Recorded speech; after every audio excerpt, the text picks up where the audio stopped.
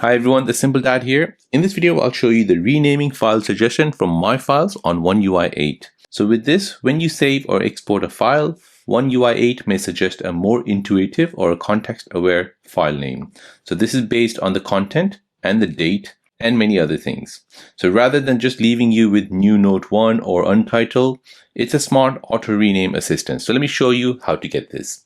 So here we'll go ahead and open up the My Files. And let's just say I'll go into downloads.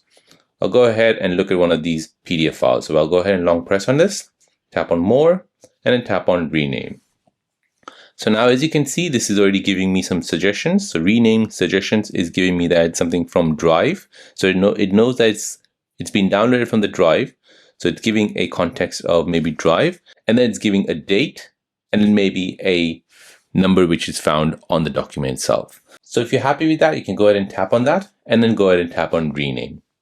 So this will rename that item. Let's go ahead and choose another one. So this is like a council tax bill. It's an image. And as you can see, it's been downloaded from Google Chrome. So that's correct. It has a date and it has some reference number as well. So you can go ahead and choose the suggested renaming name. So this helps prevent messy naming conventions. You know how your file library gets out of control. It saves you time, so you have fewer moments spent manually typing file names. This makes search or sorting easier because file names become more meaningful automatically. So there you go, guys. That is how to get this feature, the renaming file suggestion on your My Files on One UI 8.